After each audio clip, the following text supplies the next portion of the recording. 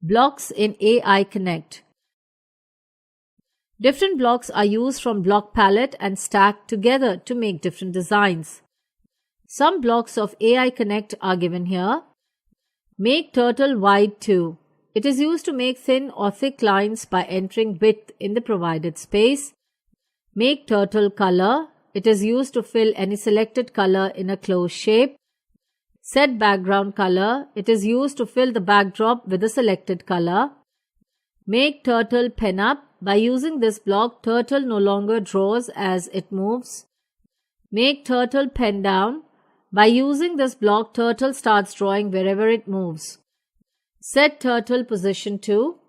By using this block, turtle can be moved anywhere on the console window from 0, 0, which is an epicenter. Positive and negative x values will move the turtle function left and right along the x-axis respectively, whereas in the case of y value, it will move up and down along the y-axis. Set turtle shape in. By using this block, shape of the turtle can be changed to triangle, circle, square and normal.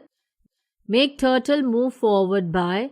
It makes turtle move forward by any value on the x-axis. Make turtle move backward by. It makes turtle move backward on any value on the x-axis.